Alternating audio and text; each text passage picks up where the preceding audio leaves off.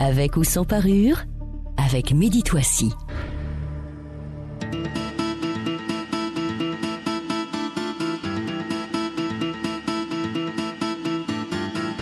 Bonjour et bienvenue à mes auditeurs dans Avec ou sans parure, votre émission de débat d'idées sur Lux Radio. Vous nous écoutez à Casablanca sur le 99.2, à Rabat le 105.4. Longue histoire que celle de notre Sahara. Cela fait plus de 40 ans que le conflit dure, avec des phases multiples, de nombreuses discussions et au final un résultat qui se fait toujours attendre. La situation actuelle est-elle acceptable? Peut-on passer à la vitesse supérieure? Nos partis politiques sont-ils efficaces sur cette question? Peut-on compter sur eux? Et si oui, pour faire quoi concrètement dans ce dossier vieux bientôt d'un demi-siècle? Dossier du Sahara, que peut-on attendre de nos formations politiques? C'est l'intitulé de ce débat et voici les invités qui ont accepté d'y participer. Tout d'abord, Ahmed Zaki, membre du bureau politique du PPS. Vous êtes l'ancien directeur de publication d'Al-Bayan, vous êtes pharmacien d'officine et vous avez été président du comité directeur du WAC et président de la Fédération royale marocaine de natation. Ahmed Zaki, bonjour. Bonjour. Également avec nous Ahmed Nourdine, membre du département relations internationales au sein du PJD. Vous étiez le conseiller de Saadine Othmani, alors ministre des Affaires étrangères et de la coopération. Vous avez également occupé le poste de conseiller du ministre de l'Habitat et de l'Urbanisme. Par ailleurs, vous êtes en charge du dossier Maghreb au sein du Conseil marocain des relations internationales. Merci d'avoir accepté notre invitation au débat cet après-midi, Ahmed Nourdine. Bonjour, merci à vous. Également avec nous dans le tour de table, Fawzi Chabi, homme d'affaires et observateur politique, administrateur du groupe INA Holding. Vous êtes un ancien député à la Chambre des représentants et élu local à Essaouira et Rabat. Vous avez été membre du comité central du PPS et membre du bureau politique du parti Environnement et Développement Durable. En 2012, vous avez choisi de vous retirer de la vie politique. Bonjour Fawzi Chabi. Bonjour. Également Moustapha Bouaziz, membre fondateur du Parti Socialiste Unifié, directeur scientifique du Centre d'études et de recherche Mohamed Ben Saïd Ait Idder, historien, chercheur. Vous êtes de l'université, vous êtes le directeur du Centre des études historiques et sociologiques à l'université Hassan II de Casablanca. Vous avez travaillé et vous travaillez actuellement sur l'organisation d'un colloque international sur le dossier du Sahara, un événement qui se tiendra fin mai à Marrakech. Bonjour Moustapha Bouaziz. Bonjour.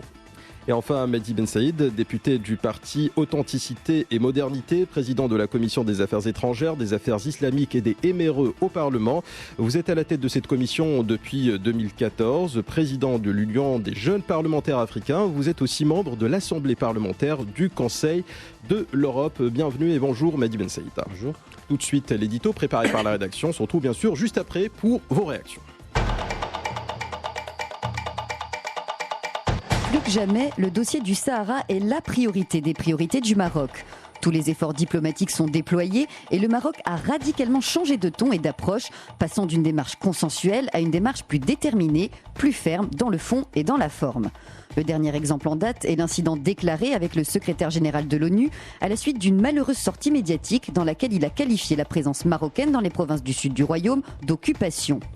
Et si le dossier du Sahara est parfois considéré par certains observateurs comme un domaine réservé de la monarchie, nous nous interrogeons cet après-midi sur le rôle des partis politiques. Ceux-ci ne sont pas absents, certes, loin de là même. Nous les voyons, nous les entendons exprimer leur soutien dès que Rabat annonce des actions ou des initiatives pour faire avancer le dossier et par ailleurs exprimer leur soutien dès que Rabat prend position contre une décision ou une déclaration allant à l'encontre de la position marocaine, comme récemment dans l'incident opposant le Maroc au secrétaire général de l'ONU. Oui, mais au-delà du soutien affiché en réaction, toujours en réaction d'ailleurs, que peuvent les partis politiques dans les coulisses de la défense de la première cause nationale? Quelles initiatives sont-ils susceptibles d'entreprendre pour évoluer d'un rôle de soutien à un rôle de prise d'initiative? C'est celle-là la question centrale de notre débat. Pour rappel, le roi avait d'ailleurs, et pas qu'une fois, invité les partis politiques à s'impliquer davantage dans le dossier. Le ministre des Affaires étrangères a aussi récemment réuni les formations politiques pour les informer du nouveau mode opératoire de la diplomatie marocaine. Il a dans la foulée été décidé de mettre en place une cellule qui travaillera en coordination avec le ministère des Affaires étrangères pour renforcer le positionnement du Maroc auprès des instances internationales. Comment se positionnent les partis politiques dans la défense du dossier du Sahara? De quels outils d'influence disposent-ils? Place au débat. Avec ou sans parure, le débat est ouvert. Mehdi Ben Saïd, je rappelle que vous êtes député du parti Authenticité et Modernité. Réaction à l'édito. Écoute, pour une fois, ces éditos interpellent plutôt les invités. Et c'est des questions qui sont posées aujourd'hui donc à nous tous, représentants des différentes formations politiques. Et donc, que font les partis politiques, ou plutôt quel est le rôle des partis politiques dans le dossier du Sahara, ou sur la question des affaires étrangères en général? Parce que moi, je pense, on l'a souvent dit ici, c'est Mehdi, il ne faut pas considérer que le dossier du Sahara est un dossier à part, qui ne peut, il faut le prendre plutôt en considération comme un point parmi d'autres points. Quand on parle, si uniquement on se dirige vers des États, vers des partis politiques amis ou autres, venir les interpeller uniquement sur la question du Sahara, c'est problématique, parce que bien évidemment, si certains États voisins connaissent très bien la problématique, d'autres ne savent même pas de quoi il s'agit. C'est-à-dire, mis à part les spécialistes dans ces partis-là, puisqu'on parle de partis politiques aujourd'hui, mis à part les spécialistes, mis à part les concernés, les militants lambda d'un parti politique en Afrique du Sud, au Nigeria, aux États-Unis, en France ou ailleurs, ne savent pas réellement la problématique. Donc forcément, la démarche est totalement différente aujourd'hui. Le rôle des partis politiques sur cette question-là, c'est essayer justement de nouer des relations d'abord normales, d'abord sur des intérêts communs, et puis par la suite venir à cette question, à cette problématique, essayer de prendre des positions communes avec certains partis politiques sur des problématiques qui les concernent, pour les amener à comprendre et à prendre par la suite des positions sur la question du Sahara. Moustapha Bouaziz du PSU, membre fondateur du Parti socialiste unifié, par rapport à l'édito toujours. Oui, j'ai relevé la phrase où vous parlez que le Sahara est un domaine réservé de la monarchie. Non, j'ai pas dit ça. On n'a pas dit ça. On a dit que selon certains observateurs. Oui, on va nuancer. Ouais. On veut nuancer, c'est ce qui a été dit. Après, vous l'interprétez comme vous voulez, vous êtes libre de faire l'interprétation. C'est juste pour dire, oui, c'est une vérité. C'était une vérité d'une certaine époque, et c'est une vérité néfaste, était néfaste pour le pays, parce qu'on n'a pas pu, à l'époque, profiter de toutes les capacités des partis politiques, de la société civile, des intellectuels, de l'université, et que le dossier, effectivement, qui fait partie du consensus national, soit un dossier de tous les Marocains. Donc, il y avait une période comme ça, et on en a payé le prix. Donc, il y a une évolution. Il y avait à un certain moment, même le domaine du Sahara était presque un domaine militaire, réservé seulement à une seule idée, à une seule politique, avec une politique sécuritaire, etc. À tel point que mon parti, qui a joué un rôle important dans dans l'encadrement et le travail au sein même du Sahara, donc en créant justement les unités syndicales, en créant pas mal de cellules, en créant pas mal a été écarté à un certain moment. Une vingtaine de militants ont été éloignés du Sahara parce qu'ils avaient une vision autre, indépendante, pour traiter ce dossier. On souligne d'une manière positive qu'il y a une évolution depuis, et que maintenant le domaine est un peu plus ouvert. On arrive à y faire un travail important, mais quand même ça reste quand même minime par rapport à la tâche, par rapport à la complexité de la question. Ça, c'est au niveau du Sahara lui-même, parce que je vais revenir sur la complexité actuelle. Au niveau du travail de mon parti, vous savez, le PSU... On reviendra sur le travail qui a été fait au niveau du parti de chaque... Mais d'accord, mais juste parce que c'est important. Oui. C'est important de faire ça. Le PSU était venu de l'OADP, qui était venu du mouvement 23 mars. Alors, donc, ce mouvement 23 mars, tout en étant dans la clandestinité, depuis le début des années 70, a mené un travail de diplomatie parallèle, tout en étant... les gens étaient condamnés à perpète, condamnés à l'exil, etc. Mais ces des patriotes ont mené donc un travail important vis-à-vis du Moyen-Orient, vis-à-vis de l'Europe occidentale, vis-à-vis de l'Algérie elle-même. Très bien. Ahmed Zaki, membre du bureau politique du PPS.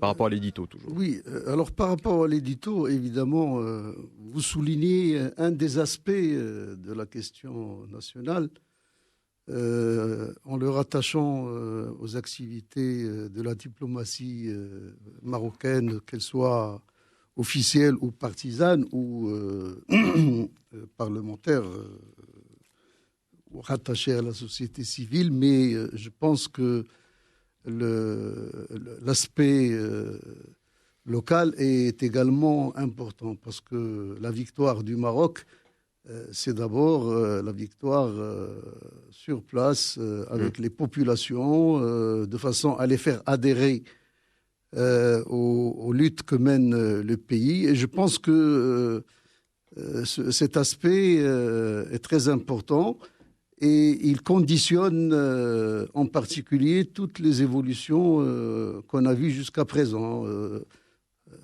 Le PPS, par exemple, a toujours insisté pour dire que c'est le rapport de l'État marocain avec les populations locales dans le cadre de la citoyenneté réelle qui est en mesure de renforcer l'action diplomatique du Maroc. C'est vrai que l'action diplomatique du Maroc a connu des hauts et des bas, que actuellement on peut dire que... Non, mais pour rester sur le côté partisan, hein, pour rester sur nos formations politiques et leur rapport justement à ce dossier du Sahara. Hein. Oui, sur justement, parce que nous au PPS, nous avons mené sur place pas mal d'activités. On reviendra sur ces actions et sur ces activités durant le débat. Mais quitte à affronter des fois des séparatistes qui défendent les thèses anti-marocaines, et c'est très important de le faire sur place.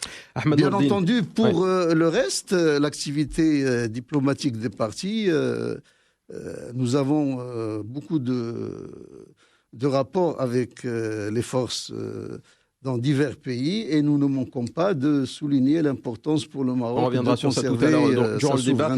Ahmed Nourdine du PJD, membre du département Relations internationales du Parti Justice et Développement. Merci. En réaction de prime abord avec l'édito, j'ai retenu moi aussi le mot domaine réservé et le mot réaction. Notre diplomatie, que ce soit des partis politiques ou la diplomatie officielle, était toujours dans la réaction.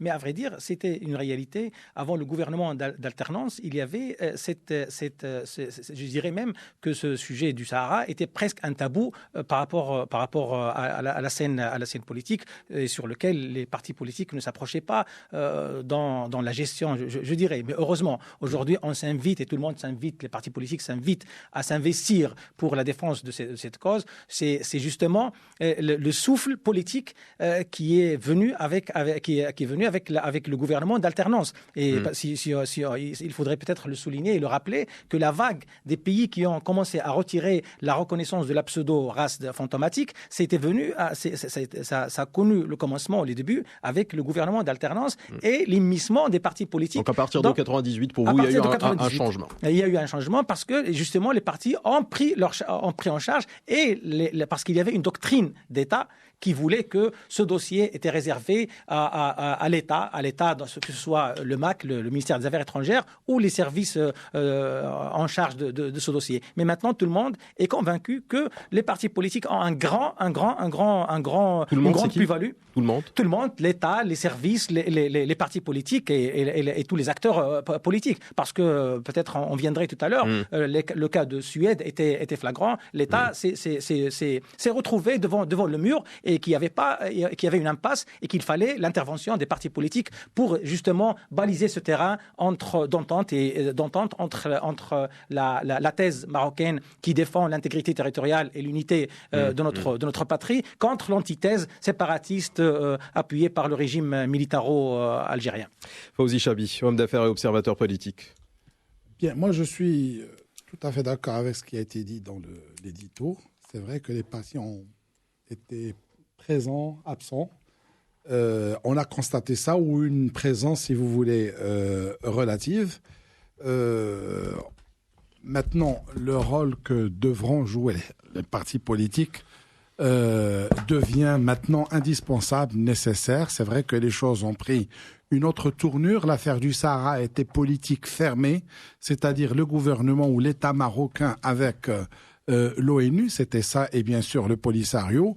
Mais l'ampleur que ça a pris et que des gens étrangers, en général des partis politiques étrangers, prennent des positions, c'est là où maintenant c'est devenu absolument nécessaire à ce que nos partis bougent, et surtout que le signal a été donné, comme l'a dit l'édito, par le roi à 2 reprises pour que les partis et d'une manière générale, Et il la bouge aujourd'hui, société justement, Fawzi marocaine Chabi. s'implique dans cette Fawzi histoire. Chabi, homme d'affaires, observateur politique, est-ce que depuis les hommes d'affaires, j'allais dire, nos politiques bougent un petit peu plus sur cette question du Sahara? Absolument, mais Efficacement. oui, il y a des choses quand même que j'ai vues ces dernières années. Alors d'abord, j'ai dit présent et absent. C'est vrai qu'il y a certains partis qui se sont fait remarquer dans les nouvelles. Vous savez, le dimanche, on donne un petit peu l'activité de chacun des partis. Le FFD notamment et d'autres partis, ils ne sont pas forcément grands, se sont vraiment manifestés en faisant des choses très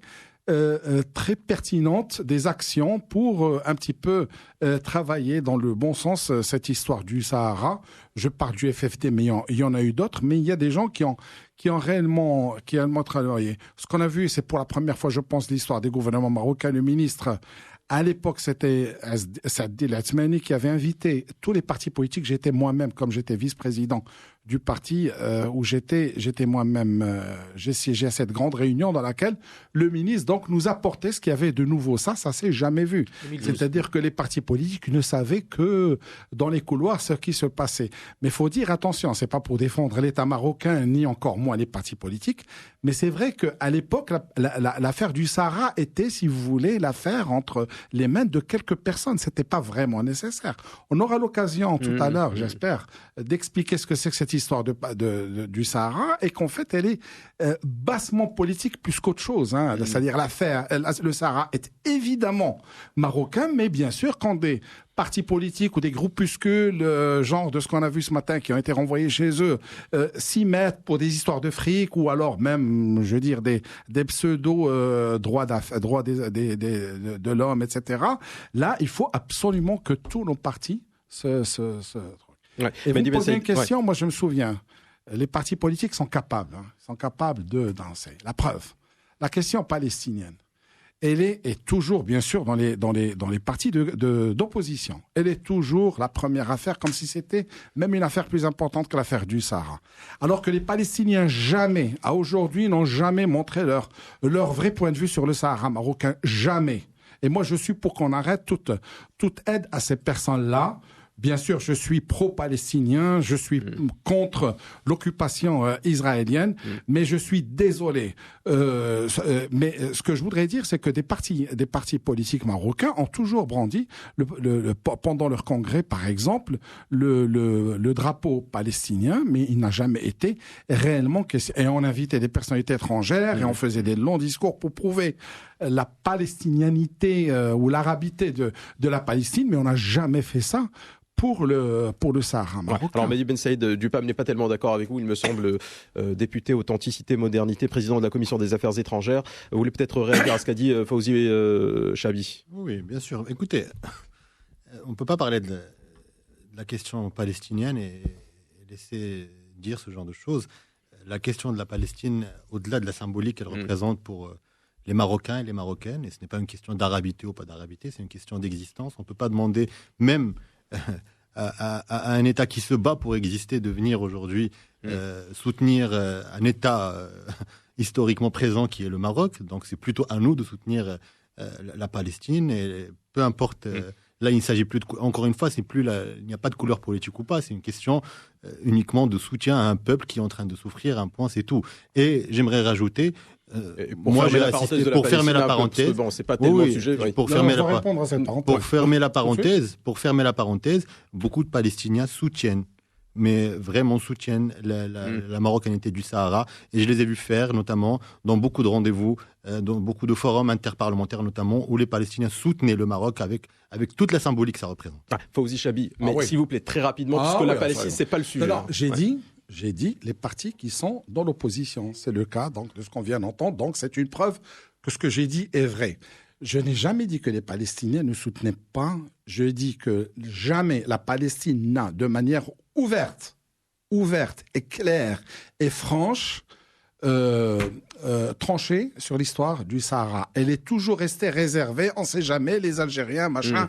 Je suis désolé. Alors que nous, on se tue. Très bien. Et nous, tous Marocains, toutes les franges de la population, on se tue pour la Palestine. Et je regrette, à cette occasion-là, que les Palestiniens aient fait, alors que les partis marocains laisse la question du Sahara et parle de la question palestinienne. Et c'est toujours les partis de l'opposition. Le PJD, quand il était dans l'opposition, la même chose, il parlait que de la Palestine. Maintenant qu'il est dans la majorité, il parle plus de Palestine. Maintenant, c'est plutôt les gens qui sont... Donc c'est un phénomène, qu'est-ce que vous voulez. Moi, je suis un observateur et je dis ce que j'observe. Moustapha Bouaziz, membre du fondateur du... Je reviens sur ça, mais juste, on se met bien d'accord, la Palestine aujourd'hui n'est pas l'enjeu de notre débat. Moustapha Bouaziz, membre fondateur... Oui, je vais vous laisser réagir à cela. Ahmed Nourdine du PJD, mais avant, Moustapha Bouaziz du PSU, vers fin avril, Ban Ki-moon doit présenter devant le Conseil de sécurité son rapport sur le Sahara. Vous vous attendez à quoi comme réaction? Mais je vais réagir. On est dans le sujet, on n'est pas hors sujet. Non, mais pas totalement hors sujet. Non, on est dans le sujet. Alors, parce que je vous dis là, dans l'action internationale que nous menons, souvent, chez ceux qui ne connaissent pas le problème, ils font une similitude entre la question palestinienne et la question du Sahara. Et ils mettent un amalgame entre le Maroc et Israël. Donc, on est en plein dans le sujet. Donc, notre intervention en tant que parti, en tant que Marocain, c'est justement d'expliquer la grande différence. C'est pas les mêmes problèmes, c'est un amalgame. Et donc, on l'explique. Et cela, c'est nécessaire à faire. Donc, la relation avec les Palestiniens est importante. L'intervention des Palestiniens dans le sens de la marocanité de Sahara est importante. Ça relève du travail de tout le monde, de l'État et des partis politiques. En ce qui nous concerne, nous, dans cette mouvance OADP et PSU, ce travail a été fait avec les Palestiniens, il est toujours en train de se faire. On l'a fait depuis la clandestinité. Le premier livre que nous avons publié sur la question de Sahara a été publié au Liban, et c'est des dialogues Moustapha Bouaziz, avec quel résultat? Comment? Avec quel résultat? Je vais vous dire les résultats. Les résultats, c'est qu'à partir de 1985, où on a tenu notre premier congrès, on est sorti de la clandestinité. Notre premier congrès, on a affrété un avion et on a emmené tous les Palestiniens qui étaient dans notre congrès, on les a emmenés au Sahara. Ce qui a fait que des personnalités telles que Naïf Hawatma, et pour la marocanité de Sahara, il a compris le problème. Des personnalités telles que Georges Habash et ceux qui lui ont succédé sont pour la question de marocanité du Sahara. Pour le dialogue et une solution qui va dans le sens du panarabisme, de l'Qawmiya al-Arabia. Donc, ils ne sont pas pour la création d'un petit État. Quand il y a un problème entre le Maroc en tant que tel et l'OLP, quand il y a eu la brouille durant le 15e session du Conseil national palestinien, c'est Mohamed Ben Saïd, notre président à l'époque, qui est intervenu, qui a fait tout le travail de rapprochement entre les Palestiniens et la monarchie, le roi Hassan II. On a eu pas mal de discussions avec Abou Jihad. Donc, au sein de la communauté palestinienne, de la mouvance palestinienne, il y a encore des gens qui disent que vous avez raison, ils l'expriment, et ceux qui disent vous avez raison, mais on ne peut pas le dire parce qu'on est financé. On est financé par l'Algérie, on est financé par ça, on a un problème. Et cette complexité, il faut la saisir. Très bien. Ahmed Nourdine du PJD, membre du département Relations internationales. Juste un mot pour ces Chabi. Le PJD n'a jamais changé de position parce que vous avez avancé une phrase qui est très lourde. Vous avez dit qu'on défendait la cause palestinienne quand on était dans l'opposition, aujourd'hui pas. C'est archi faux. Je suis désolé, c'est archi faux. Aujourd'hui, le PJD, il fait partie d'ailleurs, peut-être c'est le seul parti politique marocain qui fait partie d'une coalition qui regroupe plus d'une cinquantaine de partis des pays musulmans de l'organisation de la coopération islamique qui préside une commission justement de la défense d'Al-Quds et de la Palestine. Et puis nous avons une personnalité qui est dédiée à ce dossier et qui est très connue, c'est le Mouqel Idrissi. Il n'a d'autres dossiers dans toutes ces conférences qu'il donne, dans toutes ses actions à l'international et au niveau national que la Palestine. Le parti n'a jamais changé. Le parti n'a jamais changé sa position. Je suis désolé, nous n'acceptons pas de surenchère ni sur la question nationale, ni sur notre cause nationale, ni sur la Palestine. Ce sont deux questions qui sont sacrées pour les Marocains. Fawzi Chabi, homme d'affaires, observateur politique. Alors, c'est quand même lamentable. Là, on vient d'entendre un bilan qui est excellent, dit l'Oustad Bouaziz, qui nous dit que tous les Palestiniens ne sont pas encore convaincus. Et tout à l'heure, on me disait, on voulait bien sûr me piéger pour me dire que vous êtes en train de faire l'amalgame entre les deux questions. Pour moi, il y a une question qui est évidente, c'est que le Sahara est marocain.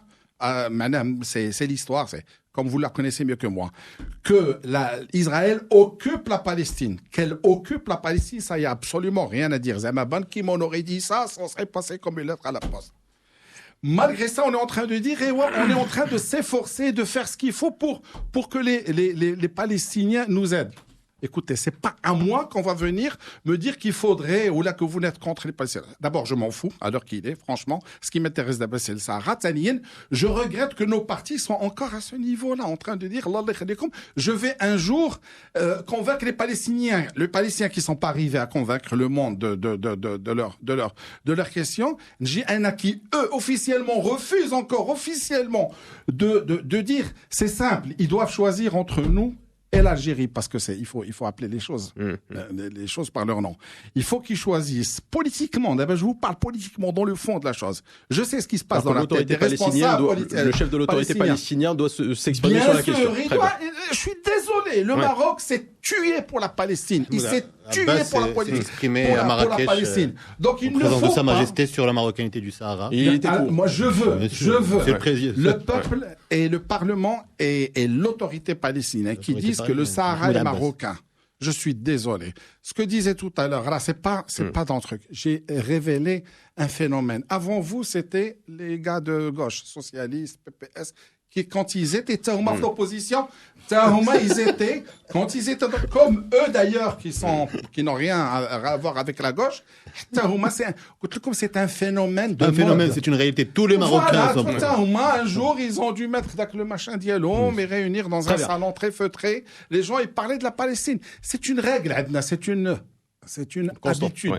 Très bien. Ahmed Zaki, membre du bureau politique du PPS. Non, je crois qu'il ne faut pas faire de surenchère sur la question du Sahara pour la refléter sur la question palestinienne.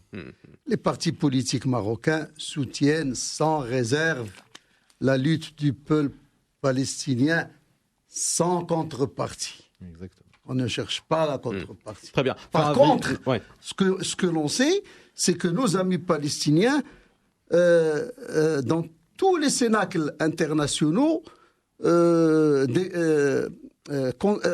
une image positive du peuple marocain grâce au soutien qu'il leur accorde, que ce soit officiel ou à travers les partis. Ouais. Je peux vous dire que le PPS a été le premier parti à être reçu en Palestine par l'OLP et que ça a été un événement qui a été répercuté à travers tout le monde arabe, ce qui a ouvert la porte justement à ce que d'autres partis également soient invités. Et la même chose se fait pour nos amis palestiniens et leur position, je crois que elle est très compréhensible. Très bien, Mehdi Ben Saïd, député du parti Authenticité Modernité. Je le disais tout à l'heure, fin avril, le secrétaire des Nations Unies, Ban Ki-moon, va présenter devant le Conseil de sécurité son rapport annuel sur le Sahara. Vous, autant que député du PAM, vous vous attendez à quelle réaction après ce qui s'est passé justement avec Ban Ki-moon? Vous vous attendez à quel type de rapport? C'est la semaine prochaine que normalement Ban Ki-moon devrait présenter son rapport. Et sincèrement, il y a deux possibilités, il faut s'attendre à tout. Soit, ce que nous avons compris, c'est qu'il y a des regrets, et les différents porte-paroles de Ban Ki-moon et les différents staffeurs de Ban Ki-moon essayent de faire passer des messages au Maroc pour essayer de calmer la situation. Et donc, si on comprend donc cette évolution, ça devrait être clair dans son rapport, avec un rapport plutôt neutre, pas différent. Alors on s'achemine vers ça? Je parle bien de deux scénarios. Je parle bien. Sachant que la réponse du Maroc a été claire, il ne suffit pas d'avoir des regrets pour plier la page. Ou alors on peut aller vers, c'est-à-dire sa prise de position initiale, à savoir continuer sur ce qu'il a dit et avoir un rapport complètement pour un pays contre un autre. Et dans ce cas-là, il faudra réellement faire une pression davantage pour vous, la balance pencherait plutôt de quel côté? Sincèrement, au jour d'aujourd'hui, la lecture qu'on peut avoir, c'est... les timides sorties de ces équipes démontrent qu'il n'a plus le choix et qu'il devrait aller vers un équilibre. Les sorties aussi des différents pays membres du Conseil de sécurité, les États permanents, les membres permanents, ils sont plus aujourd'hui vers un équilibre, vers un non-changement de la position des Nations Unies et du Conseil de sécurité. Donc moi, je pense en tous les cas que le Conseil de sécurité, avec ces États-là, ne pourra qu'aller vers un équilibre parce qu'on ne peut pas aujourd'hui prétendre vouloir soutenir l'Algérie contre le Maroc parce que les choses sont ainsi aujourd'hui. C'est le message à faire valoir, c'est le message à faire dire. Parce que Ban Ki-moon, à un moment donné, voulait qu'on oublie la proposition d'autonomie du Maroc et qu'on aille vers des discussions directes avec le Polisario. Moi, j'ai envie de dire qu'il faut aujourd'hui d'abord déterminer qui est la partie en face. La partie en face aujourd'hui, c'est l'Algérie et il faut le dire aux Nations Unies parce que ça ne peut plus durer comme ça, parce que le Polisario, finalement, n'est qu'un instrument aux mains de cet État-là. Fawzi Chabi, homme d'affaires, observateur politique. Bien, alors, il y a eu effectivement cet incident grave et il y a aussi le fait que Ban Ki-moon n'est que le secrétaire général. C'est vrai que c'est très important.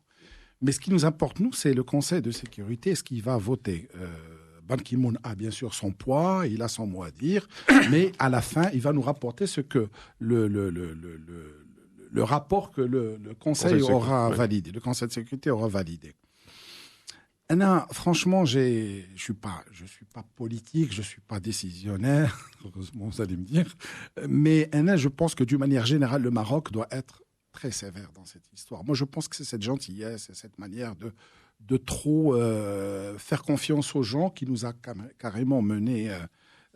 Cette histoire est bassement politique. Je disais tout à l'heure c'est-à-dire qu'il y a des gens, des groupuscules qui, pour X raisons, pour certaines raisons, vont contre le Sahara. La personne qui vient nous voir au Maroc et qui essaie de comprendre ce que c'est que le Sahara part toujours en disant que le Sahara est marocain parce que le Sahara est évidemment marocain. Quand on écoute l'histoire, quand on voit ce que raconte la géographie, on comprend que le Sahara est marocain.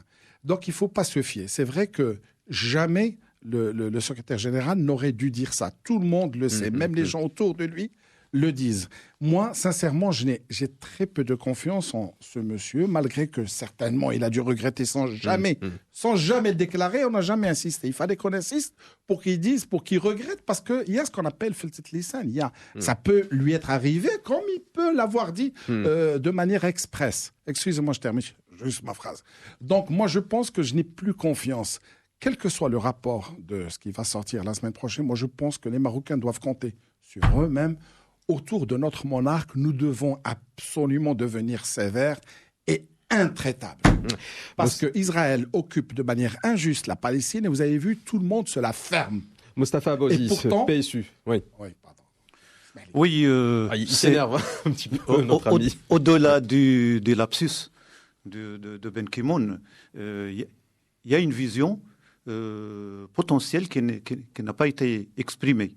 C'était forcer un passage donné vers une solution donnée que Ban Ki-moon croyait que les conditions sont réunies pour qu'elle soit réalisée. Le lapsus l'a avorté même avant qu'elle s'exprime d'une manière de droit, d'une manière bien précise, c'est-à-dire revenir à la question du référendum et résoudre le problème du référendum en acceptant toutes les listes. C'est-à-dire, il y a 123 000 noms qui ont été donc avalisés par tout le monde. Il y a 180 000 qui sont restés en truc. Paraît-il, l'Algérie et le Polisario étaient d'accord pour accepter les 180 000. Donc, on peut passer à la solution de discussion parce qu'ils ont estimé que dans ces 300 000, ils pourraient avoir la majorité, même si Tindouf vote totalement pour le Maroc. Parce qu'il y a une situation au Maroc à apprécier. On va y revenir si vous voulez. Donc, ce lapsus de Ban Ki-moon a servi le Maroc, en fin de compte. Il a servi pourquoi ? Parce que, justement, le mot, en traitant le Maroc d'occupant, ça l'a mis donc mal à l'aise dans sa position de diplomate international. Donc maintenant, son but, c'est de donner une crédibilité à son rapport. Donc il va essayer d'être un petit peu, de tenir un peu la manche par le milieu et de présenter quelque chose. Même s'il présente la même vision qu'il avait donc pensée en étant en Algérie à Tindouf, il n'y a pas de crédibilité. Donc ce qui nous intéresse, c'est comment le Conseil de sécurité va résoudre ce problème. À mon sens, vu toutes les données qui sont données actuelles et qui sont vraiment très, très mouvantes, la situation en Algérie, la mort imminente du président du Polisario, tout ce qui se passe à l'intérieur du Polisario lui-même, ce qui se passe dans la région avec tout le risque de terrorisme et tout ça, je crois que le Conseil de sécurité va aller dans le sens du statu quo, donc reconduire les mêmes recommandations que l'année dernière. Peut-être, pour un peu pincer le Maroc, ça, il y aurait quelque chose sur les droits de l'homme.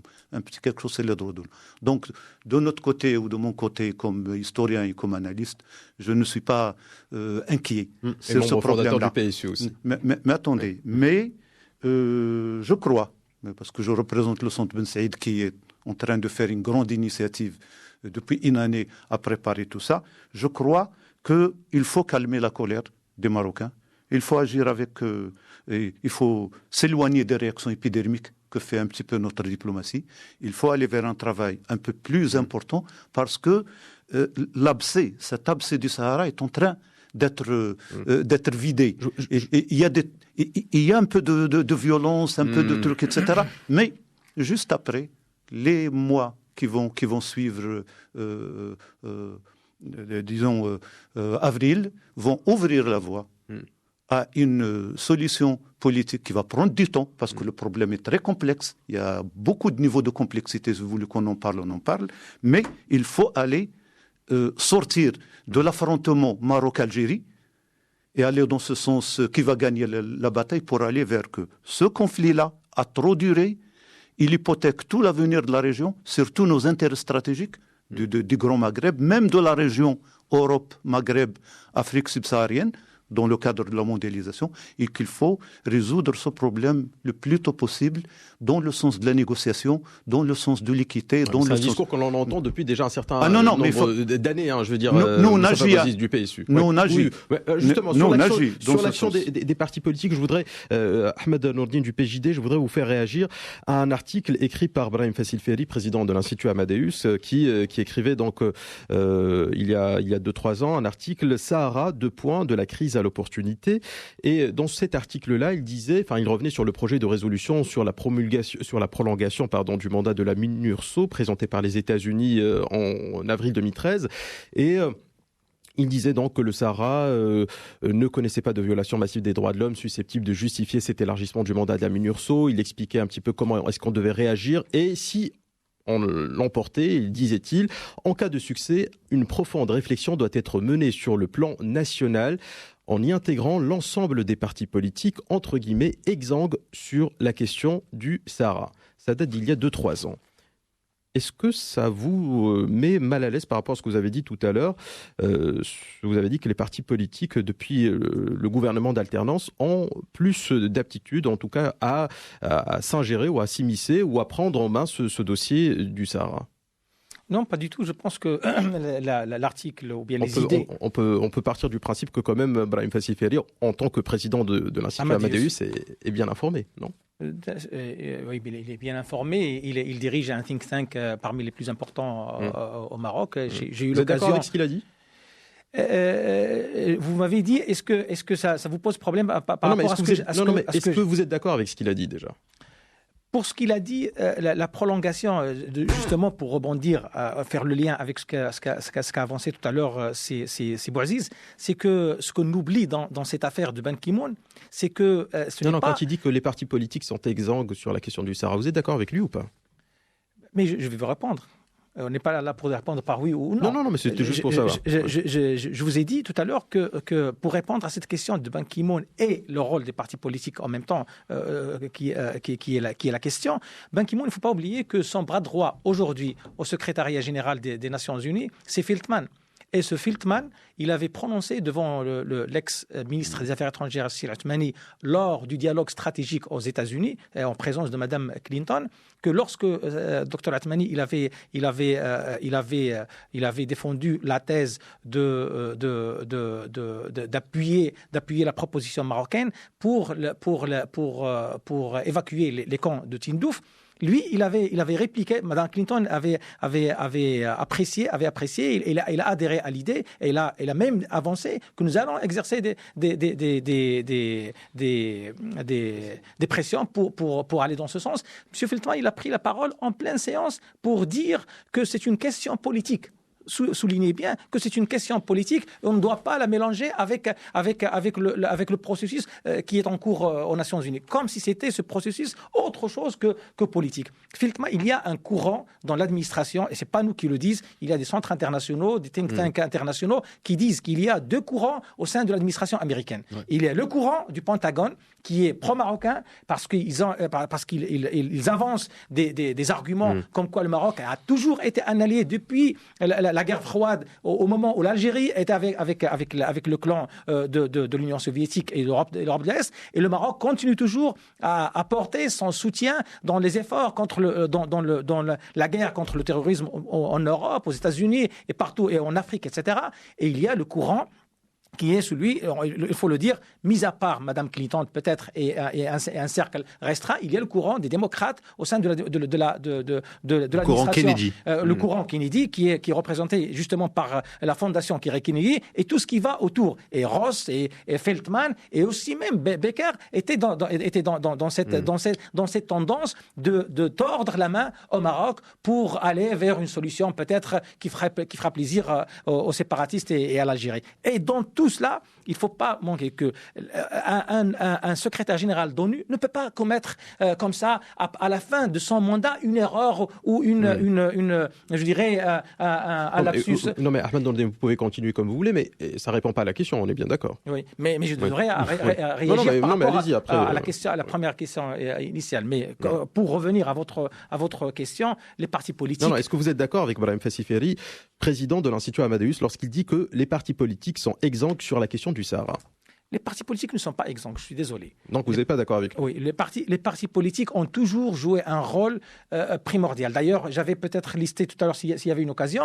D'ailleurs, même cette question de dire que... je parle des grands partis au Maroc. Et les grands partis... Parce qu'il y a des petits partis au Maroc? Non, ça ne sous-entend pas les petits partis dans le sens de représentativité de combien de députés ou combien de communes dirigées. Les grands partis, ce sont des partis qui ont des projets sociétals. Je considère par exemple le PSU, même s'il n'a pas assez de députés ou s'il n'a pas assez de communes qui dirigent, c'est un grand parti parce qu'il a un projet sociétal. Il est dans la continuité du grand monsieur qui est Aïtidel, etc. Les grands partis au Maroc aujourd'hui, c'est pas aujourd'hui, ils ont toujours eu un rôle, ils ont des réflexions. D'ailleurs, il y a ceux qui l'ont payé par 2 ans de prison, par des positions pour le Sahara marocain. Et il y a d'autres qui ont donné d'autres prix. Les partis, ils étaient toujours présents. Mais ce qui a changé, c'est que l'État aujourd'hui, la doctrine de l'État a changé parce qu'il est enfin arrivé à l'idée que ce dossier ne peut pas être réglé uniquement par les services ou par la diplomatie officielle. Mehdi Ben Saïd,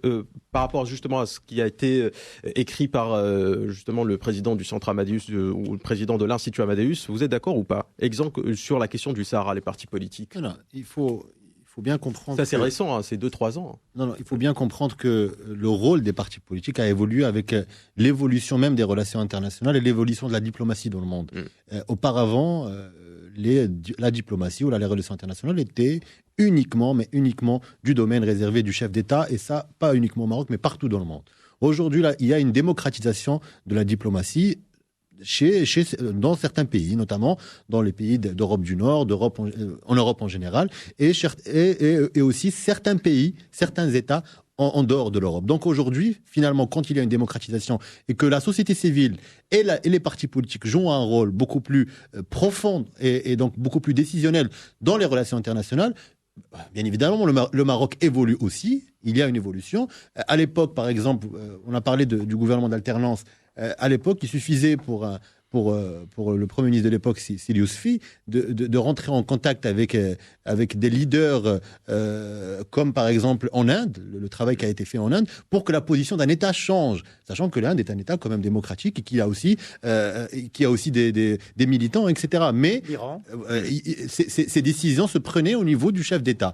Aujourd'hui, même si on a avec nous le chef d'État ou le gouvernement, il y a une pression populaire. Donc forcément, il y a une évolution qui doit être faite au niveau de la base des partis politiques. C'est-à-dire qu'il ne faut plus qu'il y ait des relations uniquement axées sur les leaders politiques, mais aussi sur la base, à savoir les jeunesses, les femmes, etc. Avoir des programmes, des choses, essayer de s'intéresser à des programmes communs, à un rêve commun pour qu'on puisse, pour pouvoir justement défendre la cause qui est la nôtre. Pensez que par exemple, si on posait la question aux Marocains lors d'un vote ou un référendum ou autre, on leur disait est-ce que vous faites ou est-ce que vous feriez confiance aux partis politiques pour gérer le dossier du Sahara, vous pensez que la réponse serait oui? Non, si on caricature et si vous la posez oui, forcément. Ils vont dire oui. Là, qu'on soit bien clair. Mais si on raisonne par l'absurde. Il faut passer. Il faut renverser la chose. C'est-à-dire. Pendant 40 ans, qui a géré le dossier? La diplomatie officielle. On l'a souvent dit ici, la diplomatie officielle. Le ministère des Affaires étrangères souffre par rapport à un budget qui est 2%, qui ne représente rien par rapport au défi qu'a la diplomatie. On l'a souvent dit ici sur Lux Radio. Très bien. Et on l'a souvent dit aussi à la Commission des Affaires étrangères à l'époque de Sila Hatchmani, comme à l'époque de Semzo, comme maintenant avec Semzo. On le dit souvent, majorité opposition. Donc, imaginez à l'intérieur des partis politiques les moyens qui sont mis à la disposition des cellules qui s'occupent des relations internationales. Ce qu'on essaie en tout cas de développer au niveau de notre parti, c'est par manque de moyens justement, parce qu'il faut des échanges, il faut des déplacements, etc., c'est d'essayer d'avoir des cellules dans les différents États, dans les différents pays, des Marocains résidant sur place, et essayer de leur apporter une formation pour qu'ils puissent, parce qu'ils sont sur place, il n'y a pas besoin de déplacement, parce qu'ils connaissent la langue généralement de l'État où ils vivent, essayer d'utiliser cette richesse que nous avons, ces Marocains résidant à l'étranger, pour défendre la cause du Sahara. Parce que un parti politique, c'est une organisation avec différentes cellules, etc. Donc le nerf de la guerre, c'est les moyens. Donc aujourd'hui, comme je l'ai dit tout à l'heure, les relations internationales chez certains États se démocratisent. Il faut qu'on réagisse aussi, au moins dans ces États-là. Et je parle aussi, donc on a parlé de l'Europe, mais aussi les États-Unis, où on a une forte communauté, où il y a une pression possible. Je l'avais dit la dernière fois avec toi. Aujourd'hui, notre communauté est malheureusement mal organisée aux États-Unis, parce que on a une forte communauté en Orlando, Washington, New York, etc., Miami. C'est des gens qui votent, qui sont binationaux généralement, qui votent. Et croyez-moi, les congressmen feront tout pour avoir leur vote. 100 personnes peuvent changer le destin d'un congressman ou d'un autre. Parce que, contrairement aux élections présidentielles aux États-Unis, les congressmen gagnent avec 2000, 3000 voix. Donc 100 personnes qui sont de la même nationalité et qui défendent une cause, c'est un congressman acquis à notre cause, qu'il soit démocrate ou républicain, il va défendre la position du Maroc au sein de l'US Congrès. Et l'US Congrès a donc son mot à dire dans la politique étrangère des États-Unis. Donc c'est une manière de combattre justement ce qu'il a dit tout à l'heure, à savoir ce clan à l'intérieur du département d'État américain qui est j'ai pas envie de dire qu'il est pro-algérien, mais qui a une vision différente sur les relations que doivent avoir les États-Unis avec le Maroc. Fawzi Chabi, homme d'affaires et observateur politique, vous voulez réagir? Oui. Vous voulez réagir, il me semble. Oui, de ce qui a été dit. Oui. Oui, alors exempt, ça veut dire qu'il a été invité à ne pas s'occuper. Les partis ont été invités à ne pas. C'est ça, exempt. Exempt, ça veut dire qu'on lui a demandé de ne pas. C'est comme ça que vous le lisez. C'est pas. Oui. C'est comme ça que vous le comprenez. C'est exempt. Si c'est bien ce qu'il a dit, je crois, je pense qu'il parle très bien le français. Il a dit que les partis politiques ont été invités à ne pas s'occuper du Sahara, ou là par X, par je sais pas quoi, à ne pas s'occuper. C'est ça, exempt. C'est pas absent, c'est exempt. Oui. Moi, je me dis que le problème, normalement, au point où on en est maintenant, il ne faudrait pas qu'on le pose. Il ne faudrait plus qu'on le pose. C'est vrai, chaque parti peut maintenant se défendre. Dire, oui, j'ai fait. Et c'est vrai. Des partis ont payé très cher pour l'histoire du Sahara. Mais malheureusement, c'est vrai qu'en même temps, on ne leur a jamais demandé de s'occuper du Sahara. Le Sahara, à l'époque, et la manière avec laquelle c'était parti, c'était beaucoup plus une affaire de quelques personnes qui négociaient avec le Polisario et avec l'ONU. Donc, ce n'était pas vraiment un sujet qui avait... Maintenant, on s'en fout de ce qui s'est passé. Moi, je pense qu'à mon sens, on doit utiliser d'autres mots. Le référendum, par exemple, on parle de référendum. Est-ce que vous pensez qu'aujourd'hui, on peut encore parler de référendum avec l'état dans lequel se trouvent actuellement les gens du Sahara? Parce que, par contre, ce qu'il faut parler, il faut dire que c'est vrai que nous avons récupéré les provinces du Sud, mais nous n'avons pas assez développé ces provinces-là de manière humaine, c'est-à-dire la santé, l'éducation, la formation, l'enseignement supérieur. Ça, c'est par contre des choses que j'avais beaucoup demandé, surtout à l'époque quand j'étais au Parlement. C'est qu'on ne s'est pas occupé à ce que ces personnes-là soient vraiment intégrées dans la société. Donc c'est normal qu'aujourd'hui, si on doit faire Et de toutes les manières, on ne doit, nous Marocains, pas question, on ne doit pas accepter qu'il y ait de référendum. Vous ne pouvez pas venir aujourd'hui voir une population. À l'époque, elle était très enthousiaste de redevenir marocain, etc. C'est comme les Marocains au lendemain de l'indépendance, tout contents de retrouver leur roi, leur patrie. Ah ben aujourd'hui, ils s'en foutent parce que vraiment, ils ont plein de problèmes. Le chômage. Ils ne s'intéressent pas, on va dire. Pas, on va c'est idiot aujourd'hui de leur dire est-ce que vous voulez être marocain. Ahmed Juste un Zaki, mot sur le référendum. Oui, Ahmed Zaki, membre du bureau politique du PPS, je reviens vers vous. Je crois que c'est un faux débat que de vouloir opposer les partis politiques à l'action officielle menée par. Non, mais il ne s'agit pas de les opposer. Il ne s'agit pas de les opposer. Il s'agit juste de dire est-ce que, par exemple, si on posait la question aux Marocains, est-ce que vous pensez qu'ils diraient oui, on fait confiance à nos partis politiques? C'est ça la question. Qui se respectent en toujours œuvrer justement pour renforcer la position du Maroc. Non, Ahmed Zaki, c'est-à-dire que déjà vous avez du mal, enfin vous, PPS comme d'autres partis, vous avez du mal à mobiliser les Marocains sur des questions, par exemple les législatives, les communales, les régionales, ce que vous voulez. Est-ce que vous pensez sérieusement, si on demandait aux Marocains, est-ce qu'ils feraient confiance ou est-ce qu'ils font confiance aux partis politiques dans la gestion du dossier du Sahara, est-ce que vous pensez réellement que la réponse serait oui? Mais je suis sûr et certain que les Marocains apprécient le rôle joué par les partis politiques nationaux, bien entendu.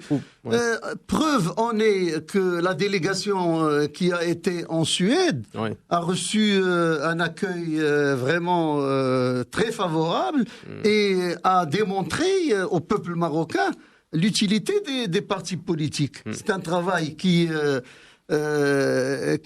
a permis au Maroc de sortir d'une impasse qui allait peut-être le mettre en difficulté vis-à-vis. C'est grâce aux partis politiques qu'on s'en est sorti. C'est ça que vous voulez dire? Parce que, de toutes les façons, les partis politiques ont un rôle à jouer, ne serait-ce que par les avis qu'ils donnent, par les critiques qu'ils peuvent formuler quand il s'agit de prendre position dans des cénacles internationaux. Moi, je crois que les partis politiques comprennent que le dossier... Évidemment, il est géré d'une manière officielle et on ne peut pas l'exclure, c'est impossible. Un dossier qui concerne l'unité du pays, évidemment, est porté par le chef de l'État. Ça, alors, c'est incontestable. Alors, je vais vous donner la parole, Moustapha Bouaziz, mais rapidement, Ahmed Zaki, très rapidement. Qu'est-ce que vous répondez aux gens qui disent, par exemple, que pour plus d'efficacité, il serait plus utile, par exemple, de confier le dossier à une seule entité, la monarchie marocaine, comme cela, ça serait plus clair et plus lisible? Non, c'est une vision erronée des choses, parce que d'abord, c'est une affaire du peuple marocain. Et le roi est le représentant légitime du peuple marocain.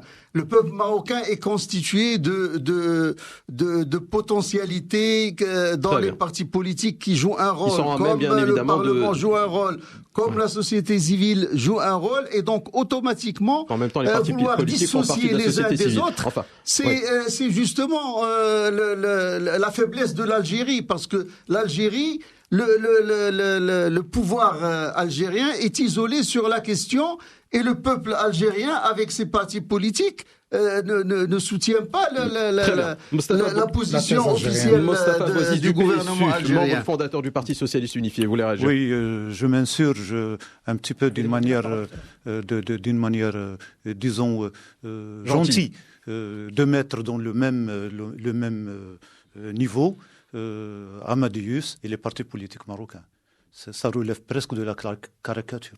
On a discuté là autour d'une parole d'un certain organisme qui, je ne sais pas qu'est-ce qu'il pèse, quel est son poids. C'est des gens qui réfléchissent. Oui, voilà, après... il y a bien des gens qui réfléchissent de le Maroc.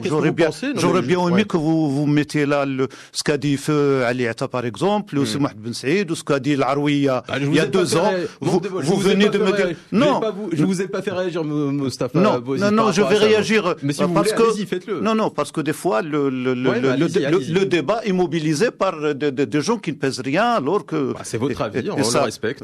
Non. mais vous les mettez au niveau des partis politiques. C'est la réalité. Bon, alors, au niveau des partis politiques, pour revenir aux partis politiques, bon, je les mets il pas. est- Non, il mais est excusez-moi, prêté. mais je ne les mets pas au même niveau Mais- que les partis politiques parce que vous la n'avez pas les preuve, mêmes vous en avez donné responsabilités. Maintenant, il a parlé des partis politiques. le temps de discussion. Non, mais il se Mais trouve, bon. Moustapha Mais Bouzid, bon, qu'il fait partie des partis politiques. Ben, je vous ai fait laissez-moi réagir, le temps mais là allez-y, de bien rire. évidemment. Ça fait longtemps que je n'ai pas parlé. Alors, Alors, allez-y. laissez-moi le temps de parler, de vous dire ceci. On prête à l'État marocain et à la monarchie marocaine tous les adjectifs négatifs possibles au niveau international. Ah bon? Et la question Qu'est-ce qui du- vous fait dire ça? ben, c'est nos contacts. On dit vous ne respectez pas les droits de l'homme. Vous avez un pays qui est despotique. Vous avez ça. C'est une monarchie. Tout un tas de choses qui est dit. Ce qui fait que nos interlocuteurs internationaux sont en partie, une partie d'entre eux, fermés à toute discussion sur le Sahara. Quand ils entendent des partis politiques qui sont indépendants et qui ne sont, ils ne sont pas des porte-parole de l'État et qui discutent au nom du peuple marocain, là, ils écoutent. C'est un interlocuteur, un interlocuteur qui a une pertinence donnée. Et là, on explique la complexité du problème, parce que le problème est complexe. Ce n'est pas seulement un problème de retour de nos provinces vers le pays. Il y a une réalité sociopolitique et stratégique très, très compliquée dans la région. Et le Maroc, pour avoir ses droits, il doit passer par toutes ces complexités. Et donc, il faut aller au fond des choses. Et quand on va aller au fond des choses, on inscrit le problème du Sahara dans le problème du Maroc tout entier. Les Sahraouis, partis en contrepartie, tous les autres Marocains. Les questions de démocratie, de droits de l'homme, de développement durable, etc., sont posées dans leur globalité. À ce moment-là, le problème, avec toutes ces complexités, amène que nos interlocuteurs internationaux, y compris ceux qui ont un poids au niveau de la décision internationale, écoutent effectivement que c'est la question du peuple marocain et non la question seulement d'une monarchie, quel que soit l'adjectif qu'on donne à cette monarchie. Bon, alors partons de là. Est-ce que les partis politiques ont fait un travail? Bien sûr qu'ils ont fait un travail important, en profondeur. Ils continuent à faire ce travail en profondeur. Je parle de tous les partis. Surtout les partis de la mouvance nationale démocratique, parce que c'est eux qui ont porté le problème. Même quand le roi Hassan II avait décidé de passer ce problème-là d'un problème secondaire à un problème principal au Maroc, c'était sur la requête des partis politiques marocains qui n'ont jamais cessé de dire que le problème du Sahara, il faut le résoudre, etc. Ce problème-là même a été résolu en 1958. C'est parce qu'il y avait des oppositions politiques sur la nature de l'État à construire. Il est passé au compte perte-profit. Et on le reçoit maintenant, alors qu'on aurait pu le résoudre en 1958. C'était résolu par l'armée de libération marocaine à l'époque. Donc vous voyez cette complexité même le Polisario, les débuts du Polisario, c'est des jeunes Marocains originaires du Sahara qui étaient dans différents partis politiques. Même quand ils s'est constitué comme entité militaire, ils n'étaient pas avec l'Algérie. Il est passé par la Libye, par une branche marocaine. C'est la branche Ifraïl Bsri qui les a présentés aux Libyens. Et c'était, nous on veut libérer le Sahara pour l'amener au Maroc. Ils ne sont devenus sécessionnistes qu'à un certain niveau de leur développement. Et nous ne cessons de dire que pour résoudre le problème du Sahara, pour affronter un sécessionnisme quel qu'il soit, il n'y a que la démocratie. C'est le choix démocratique et c'est le dialogue qui vont résoudre ce problème-là et non les problèmes d'affrontement. Il faut passer de l'affrontement au dialogue et ce dialogue est possible. Ouais. Ahmed Nourdine du PJD, vous voulez réagir? Je voudrais réagir sur deux points, sur la question du référendum, l'autodétermination, et puis sur la question du rôle des partis politiques et de ce faux débat autour du rôle des partis politiques. D'abord, il faut qu'on soit d'accord que parce que je dirais l'héritage politologue de toute l'humanité aujourd'hui veut que dans un État moderne, si la famille, c'est la pierre angulaire de la société, le parti politique, c'est la pierre angulaire du système de l'État moderne. Donc déjà poser la question, le rôle des partis ou pas partis, c'est déjà vous faites un faux débat qui nous fait sortir de l'État moderne. C'est-à-dire on est dans un État médiéval. Dans un État moderne, on ne peut pas s'interroger sur le rôle des partis politiques dans le dossier du Sahara. On peut s'interroger sur leur performance, on peut s'interroger sur l'impact de ce qu'ils font, etc. Ouais. Mais on ne peut pas dire est-ce qu'on cède aux partis politiques ou aux technocrates. parce que dans un État qui se respecte démocratique, ce sont les partis politiques qui représentent l'émanation de la volonté universelle. Non, mais vous savez, on parle d'exception marocaine. Pourquoi elle s'appliquerait pas là-dessus ? Il n'y a pas d'exception marocaine. Il y a la démocratie, il y a les pays démocrates et il y a les non-démocraties. Les non-démocraties, il y a toute une panoplie qui va du militaro, comme le régime de nos voisins, jusqu'au Pinochet, etc. Et donc c'est différent. Mais la démocratie veut que les partis, c'est la pierre angulaire du système politique de l'État moderne. Donc les partis politiques qui représentent la volonté de la population via les élections universelles, c'est eux qui doivent gérer le dossier. Ahmed Nordine, le PJD, il a fait quoi pour le Sahara ? Je vais vous répondre. Il a fait beaucoup de choses et je vais vous répondre. Mais pour continuer dans la même lignée, pour ne pas plus reposer cette question, si on procède par récurrence, maintenant on dit, est-ce que si on pose la question au peuple marocain, est-ce que vous aimeriez que les partis politiques prennent en charge ce dossier ? Mais la question qui se pose par récurrence, c'est que qu'est-ce qu'a fait l'autocratie, ou qu'est-ce qu'a fait la technocratie, qu'est-ce qu'a fait la technocratie pendant tous ces temps ? L'impasse où se trouve aujourd'hui le dossier, c'est grâce à nos technocrates. Pourquoi on a fait appel à Madame Mounib pour aller plaidoyer en Suède alors qu'elle a ses positions vis-à-vis de la monarchie, vis-à-vis du système politique marocain, elle est dans l'opposition, elle n'est même pas dans le Parlement. Pourquoi on a fait appel à elle pour aller plaidoyer devant les Suédois ? C'est ça le rôle des partis politiques qu'on veut nier aujourd'hui. D'ailleurs, même l'issue, la petite fenêtre qui s'est ouverte dans le dossier, c'était l'autonomie. C'était la proposition de l'autonomie. C'était une proposition d'un parti politique marocain, un grand parti politique marocain. Et par la suite, à l'époque, avant qu'on l'accepte par l'État, les gens qui parlaient de l'autonomie, ou même d'une lueur d'autonomie, ils étaient accusés de toutes les accusations de non-patriotisme, s'ils sont pas, je dirais, légués vers la trahison. Donc, et pour revenir à cette question de référendum, il ne faut pas oublier, parce que la propagande infernale de la machine algérienne, et séparatiste, elle fait montrer aujourd'hui comme si le Maroc avait peur de ce référendum ou de cette autodétermination. D'abord, il faut rappeler qu'en 63, c'est le Maroc, avant même la création de cette pseudo-Polisario, qui avait déposé le dossier à la 4e commission de l'ONU, qui est la commission de la décolonisation. C'est le Maroc qui l'avait demandé.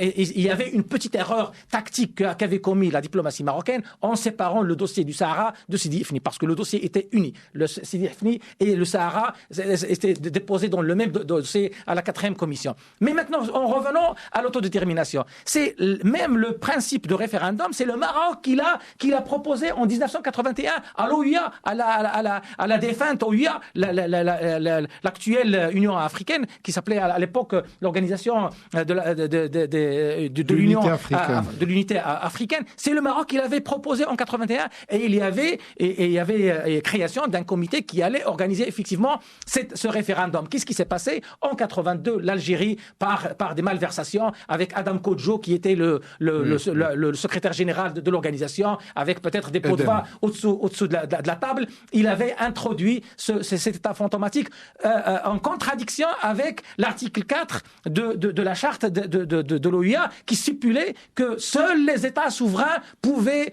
être reconnus dans l'OUA. Et on l'a fait passer et personne n'a pu. C'est en réaction à cela que le Maroc avait mis fin à ce processus de référendum en 82. Mais aujourd'hui, celui qui a mis fin au référendum du processus issu de l'ONU et de la dynamique qui a été initiée en 91 avec le cessez-le-feu, c'est pas le Maroc.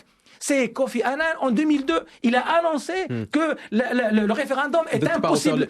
L'histoire, mais Ahmed Nordine, le PJD. C'est pas l'histoire, ça. C'est pas l'histoire. C'est pas l'histoire. Il faut, parce que les Algériens aujourd'hui, qu'est-ce qu'ils font? Manipuler. Justement, nos politiques et nos médias, ils sont bloqués dans l'autonomie et la proposition de 2007. Alors que les Algériens ils diabolisent le Maroc. C'est comme si le Maroc était contre le référendum et contre l'autodétermination. Alors que c'est le contraire. C'est eux qui ont saboté le processus de référendum en 82 et en 2000 en refusant notamment l'enregistrement de presque de 100 000 Sahraouis marocains, parce que on s'était mis d'accord sur 85 000 à peu près 84-85 000, mais le reste des gens qui demandaient l'enregistrement, c'était 185 000. Et Kofi Annan est sorti avec le résultat, la conclusion qu'il n'y avait pas possibilité d'organiser le référendum, d'où le passage au processus politique, de trouver une solution politique mutuellement acceptée. Aujourd'hui, quand le secrétaire général, le respectable Ban Ki-moon, nous dit qu'on doit revenir au référendum, il est en porte-à-faux, il est à côté de la plaque, parce que la décision d'aller vers une solution politique mutuellement acceptée, c'était la décision des Nations Unies au vu et au su de tout le monde. Et avec l'impasse où on était arrivé avec le processus, parce qu'on ne peut pas organiser un référendum, ce sont des élections, sans être d'accord sur le corps électoral. Très bien. Donc, la question, elle est là. Très bien. Rapidement, le PJD, il a fait quoi pour le dossier du Sahara ? Le PJD pour le dossier du Sahara, comme j'ai dit tout à l'heure, je l'ai avancé, on n'accepte pas de surenchère entre les partis marocains. Tous les Marocains ont la même conscience de la sacralité de notre cause nationale. Mais pour vous répondre, ce n'est pas pour s'échapper, le PJD, il agit dans le domaine de la diplomatie sur 4 fronts. Sur le front parlementaire, nous avons 125, à notre Parlement, je parle sous le contrôle du parlementaire, nous avons 125 groupes parlementaires. 3, ils ne sont pas tous actifs, c'est la réalité, mais encore, comme l'avait soulevé tout à l'heure notre ami, c'est une question de finances, de moyens financiers, de moyens logistiques et de moyens aussi même d'informations utiles et autant utiles qui ne sont pas mis à la disposition des parlementaires. Sur les 125 groupes parlementaires, il n'y a qu'une petite dizaine qui est actif. Et le PJD, il a l'honneur de présider 3 de ces commissions d'amitié parlementaire. 1. 2, il y a 5 ou 6 unions parlementaires. L'union parlementaire africaine, parce qu'il n'y a pas la pseudo-race, il y a l'union parlementaire de l'UPM, créée par Sarkozy, il y a l'union des parlementaires de la Méditerranée, il y a l'union des pays arabes, et puis il y a la coalition islamique auquel siège le parti PJD, et c'est le seul parti marocain parmi les 7. Et puis il y a, ça c'est étatique, ça je dirais, ce sont des organismes très officiels. Il y a des organismes qui ne sont pas officiels, comme le Conseil des partis politiques africains, où sont représentés une 60aine de partis politiques. D'ailleurs, je viens de revenir de la deuxième assemblée générale de ce conseil, où sont représentés 30 pays. Et la majorité sont des pays anglo-saxons et lusophones, et qui sont majoritairement contre le Maroc. Donc la présence des partis marocains, c'est ça le début, de baliser le chemin. Parce qu'il faut pas se leurrer. La diplomatie des partis politiques ne va jamais aboutir à un résultat comme pour, par exemple, nous dire que tel pays ou tel pays a retiré la reconnaissance de la pseudo-race. Les partis politiques ont des limites sur les moyens, mais ils balisent le terrain. Ce qu'ils ont fait en Suède, c'était de baliser le terrain pour le... Et d'ailleurs, je vous dis, en termes d'anecdote, le chargé de notre ambassade, avec tout le respect que je lui dois et à tous les femmes et les hommes de la diplomatie, il nous avait confié à la délégation dans laquelle était représenté notre parti que le seul document qu'ils avaient, d'ailleurs ils avaient demandé l'autorisation, le seul document qui est un plaidoyer pour la marocanité du Sahara qui a été distribué, et d'ailleurs il a été salué même ailleurs par Madame Bouayed, c'était le document du parti. C'était le document du parti. 1. 2, il y a ce qu'on appelle le bilatéral. Et sur le plan bilatéral, vous savez, il y a une quarantaine de pays avec lesquels nous entretenons des relations partisanes, et c'est là que se passent les soubassements. On prépare le terrain, on balise le terrain pour la diplomatie officielle au cas où ces partis arrivent au pouvoir pour pouvoir, bien sûr, Mehdi Ben soutenir Saïd, le Maroc. député du parti Authenticité et Modernité, vous n'êtes pas sans savoir que des bruits de bottes se font entendre. Les phares se renforcent, se mobilisent contre une éventuelle agression algérienne. Est-ce que l'option militaire est envisageable ? Vous croyez à une guerre armée entre notre pays et l'Algérie ? Je suis un fervent défenseur de la diplomatie et du dialogue, et donc moi je pense qu'il faut pousser vers plus de débats. C'est vrai que quand tout à l'heure j'ai cité l'Algérie comme partie prenante de ce problème, c'était parce qu'il est clairement aujourd'hui important pour la diplomatie et pour les relations internationales de démontrer qui est le responsable de cette action aujourd'hui. Moi je suis tout à fait d'accord sur le fait de vouloir promouvoir le dialogue avec l'Algérie, etc. Mais le problème aujourd'hui, c'est que on est face à un mur. Avec qui on veut dialoguer finalement ? On a eu l'occasion lors de l'Assemblée parlementaire du Conseil de l'Europe d'avoir face à nous des parlementaires algériens. une délégation marocaine où il y a toutes les couleurs politiques, face à une délégation de parlementaires algériens. Et croyez-moi, le dialogue n'existe pas. On a appelé à l'ouverture des frontières. On a appelé à ce que nous, comme eux, s'excusons s'il y a un passif. On a pris la parole en disant que finalement, c'est vers l'avenir qu'il faut essayer de voir un futur commun. Qu'est-ce qu'on peut faire ensemble, les nouvelles générations de jeunes qu'il y a au Maroc comme en Algérie, ils ne se rappellent pas de la guerre des sables, toutes les problématiques qu'il y a. Donc,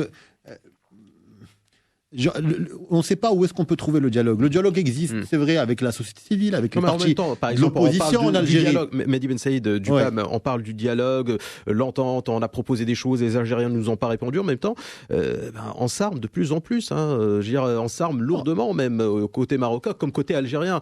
Mais je parle du Maroc. Est-ce que quelque part, ça ne nous met pas en difficulté quand on dit qu'on veut dialoguer, alors qu'en même temps, nous achetons plus d'armes. On s'arme tous les États aujourd'hui, malheureusement, face à la problématique terroriste, face à la problématique. En 2014, les achats militaires du Maroc ont été multipliés par combien, à votre avis ? Parce que, vous savez, en politique, il faut... combien ? Est-ce que vous savez de combien ? Il faut tout prévoir.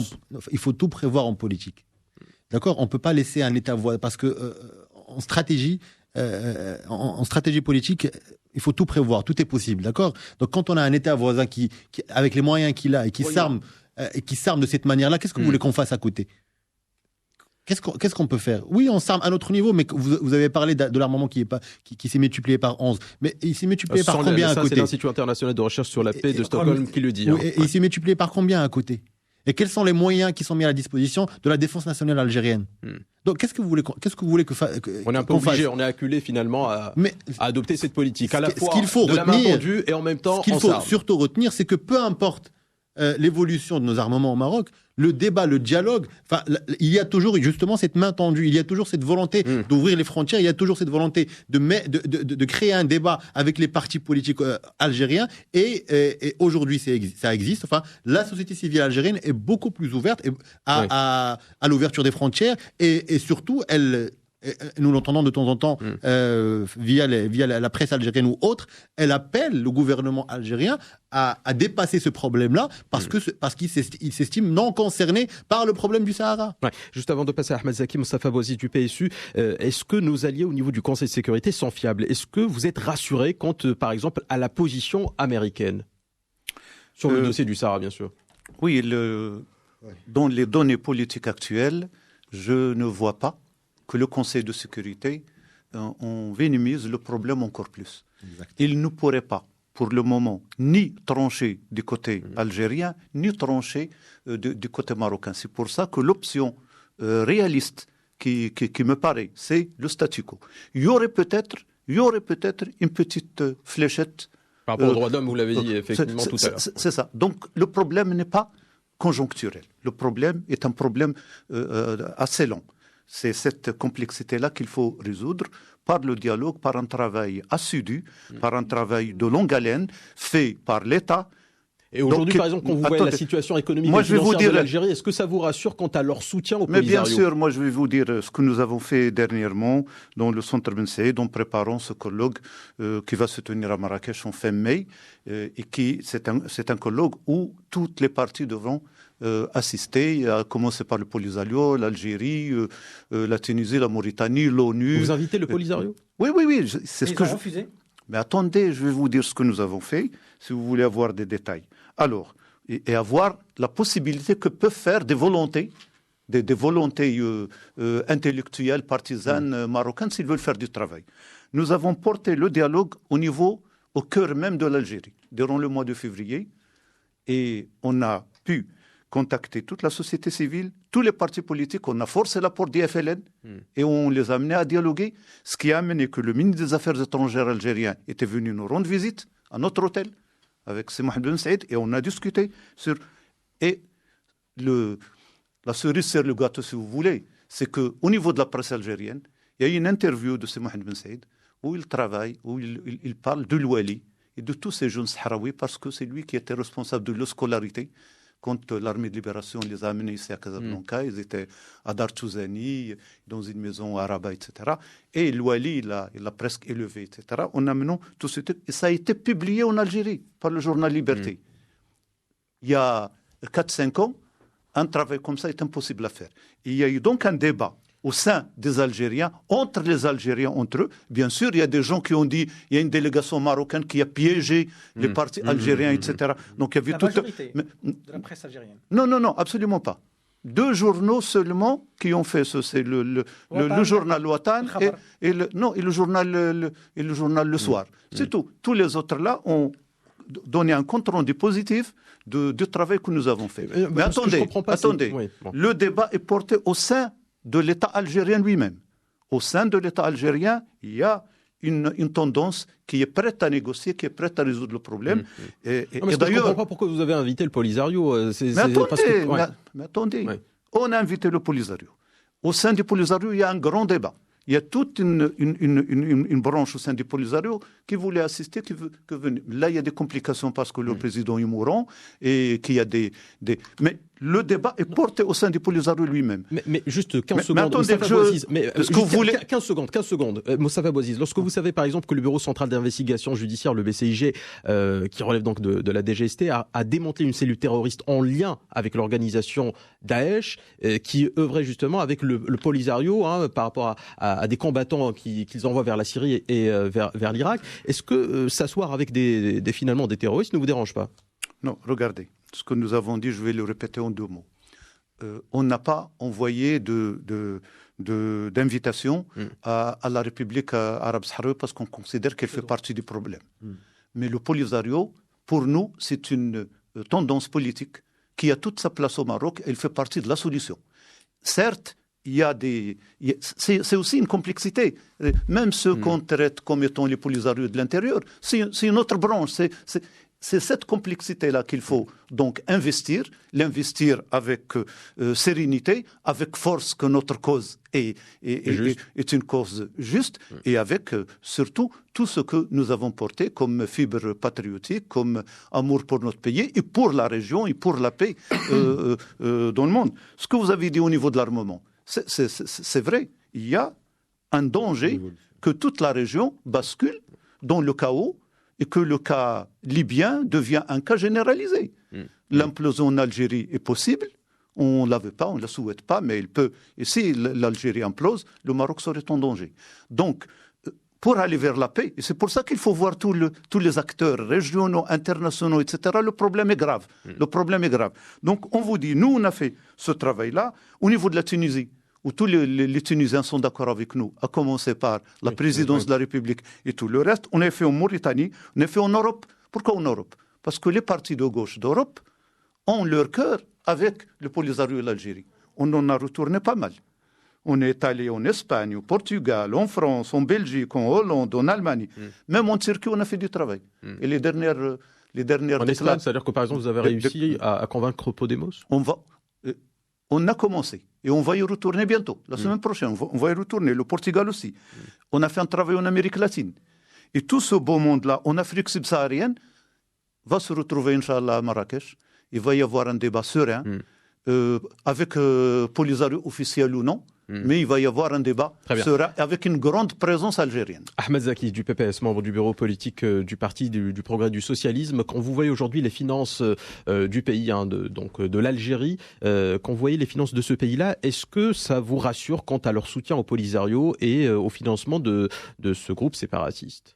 Non, c'est certain que l'Algérie, évidemment, est-ce que ça ne va pas nous faciliter la question du Polisario et évidemment, tant que le pétrole était à un très haut niveau, ça ne se ressentait pas au niveau des finances algériennes, mais bien entendu, actuellement, l'Algérie, compte tenu de la baisse énorme que connaît...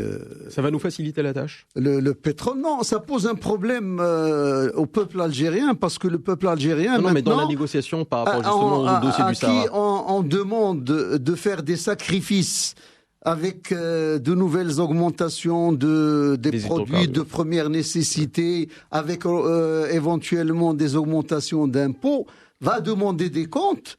pour tout ce qui est fourni par le pays pour le soutien du Polisario. Les Marocains, est-ce que nous, ça va nous faciliter la tâche au niveau des négociations sur le dossier du Sahara? Justement, cette situation économique et financière nous, de ce qui l'Algérie, nous facilite la tâche, c'est notre position constante qui se renforce sur le plan international, qui voit effectivement un certain nombre de forces rejoindre les positions du Maroc, et en plus qui démontre qu'il n'y a pas d'autre solution que celle proposée par le Maroc. Et l'Algérie, évidemment, est en situation de faiblesse actuellement. Comme je l'ai dit, il y a des partis politiques qui se prononcent, algériens, qui se prononcent clairement pour le soutien du Maroc. Comme qui, par exemple? Comme par exemple le parti du travail. Louisa Hanoun a fait une déclaration. Qui pèse quoi concrètement au niveau de sa base électorale C'est un parti bien enraciné parce qu'il a résisté. C'est le premier, le deuxième, le troisième parti du pays. Excusez-moi, il a résisté à toutes les pressions du pouvoir algérien. Il pèse quoi, ce parti? Et il est représentatif d'une couche très importante de la population. Nous avons des liens avec le front des forces socialistes également, qui soutient la position du Maroc. Et donc nous ne pouvons qu'être optimistes. Quant à la solution définitive, bien entendu, il faut que le Maroc continue à avoir une position offensive. Moi, je crois que le fait d'avoir contrecarré les menées de Ban Ki-moon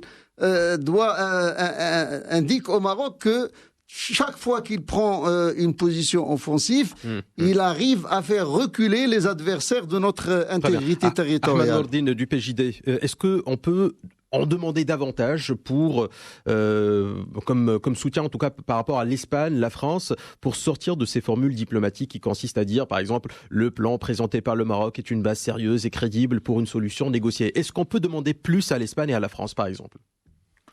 La France qui, pour le rappel, siège au niveau du Conseil de sécurité. Avant de vous répondre, juste un petit mot. La question de l'implosion de l'Algérie, elle est imminente. D'ailleurs, on ne peut pas accuser une personnalité comme Javier Solana, qui était, comme vous le savez, le chef de la diplomatie et de la sécurité communautaire de l'Union européenne, qui vient de publier, il n'y a pas plus que de 15 jours, un article qui a été d'ailleurs traduit en arabe et qui a été véhiculé et qui est circulé, et qui dit que 2017-2018 au maximum, il y aura une implosion en Algérie.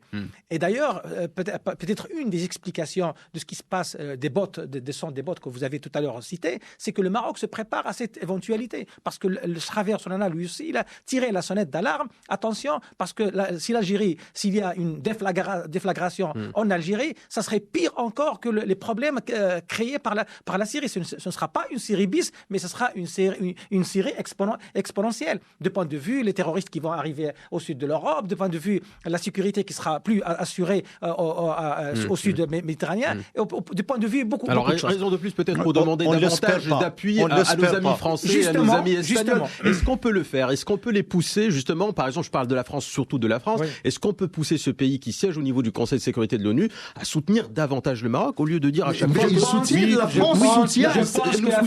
En disant quoi? En disant que la proposition marocaine est crédible, est une base sérieuse et crédible. Le veto. Vous oubliez que la dernière visite du ministre des Affaires étrangères de la France en Algérie a provoqué des remous. Très bien. Parce que justement, sa position a été claire, c'est celle du soutien aux propositions marocaines. Donc on ne peut pas demander plus à un pays qui dit que nous soutenons la proposition marocaine. Le veto français. Est-ce que par exemple on peut demander à la France de dire que le Sahara est marocain? Mais c'est le cas. Non. Je pense que la France soutient l'initiative. Il y a aujourd'hui des écoles françaises à l'autonomie. Vous concevez que c'est pas possible de parler tous en même temps. La France l'a déjà dit. Il faut rappeler que lors d'une visite officielle du président Jacques Chirac au Maroc, il a il a qualifié les provinces de Sahara des provinces du sud du Maroc, c'est-à-dire au plus haut sommet de l'État. Maintenant, vous allez me dire pourquoi ils tiennent encore cette question de crédibilité. Parce que tout simplement, le dossier est encore sur la table du Conseil de sécurité. Le Maroc lui-même, il dit que nous sommes avec le processus politique onusien. On ne peut pas être royaliste plus que le roi.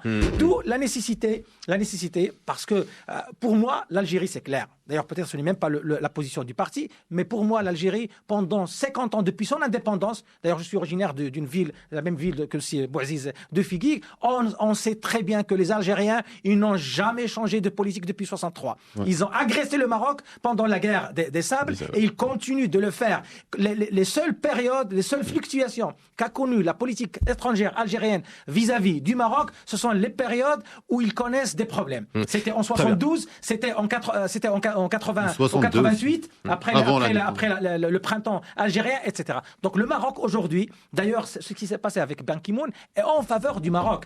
Parce qu'aujourd'hui, la seule solution, malgré tout ce qui se dit sur la place politique, cette position de faire évacuer la MINURSO est en faveur du Maroc. Parce que la seule carte qui reste aujourd'hui entre les mains de l'Algérie, c'est les camps de Tindouf.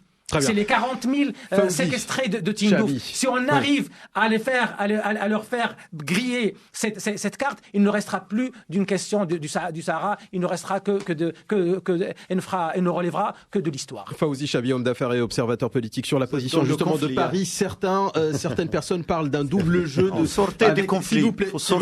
S'il vous plaît. Fawzi Chabi, on parle d'un double jeu de la France par rapport à l'Algérie, qui ferait que Paris a du mal à se situer et ne voudrait pas déplaire à Alger. Est-ce que cette analyse ou cette vue vous convient ? Oui, disons que c'est valable, mais pas pour la France. Moi, je pense que c'est valable pour l'ensemble des intervenants dans le monde entier. Même les fonctionnaires internationaux, c'est des pays, ça peut être même des journalistes. Oui, on joue de ça. J'avais dit en début d'émission que cette affaire était devenue bassement politique. Et quand je dis politique, c'est pas tous les sens.